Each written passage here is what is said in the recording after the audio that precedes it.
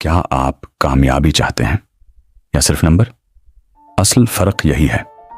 अली एक मेहनती तालिब इल्म था। वो अपने इम्तिहानात की तैयारी के लिए हर रात देर तक पढ़ता था। एक दिन इम्तिहान के दौरान उसने देखा कि उसके साथ बैठा तालिब इल्म चुपके से नकल करने की कोशिश कर रहा है। अली को भी एक लम्हे के लिए लालच आया कि वो भी जवाबात देख ले, क्योंकि उससे काम आसान हो जाता।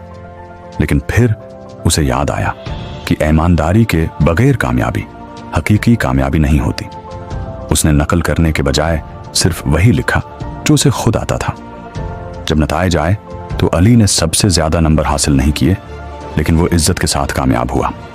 जो तालिब इल्म नकल कर रहा था वो पकड़ा गया और नाकाम हो गया। वक्त गुजरता गया और अली अपनी ईमानदारी की वजह से जिंदगी में कामयाब हो गया, क्योंकि लोगों ने उस पर एतमाद किया। उसकी ईमानदारी ने उसे वो मकाम दिया जो सिर्फ नंबरों से कभी हासिल नहीं हो सकता था। अगर आपको ये कहानी पसंद आई हो तो लाइक करें, शेयर करें और सब्सक्राइब करना न भूलें, ताकि ऐसी मजीद सबक आमूज कहानियां आप तक पहुंचती रहें।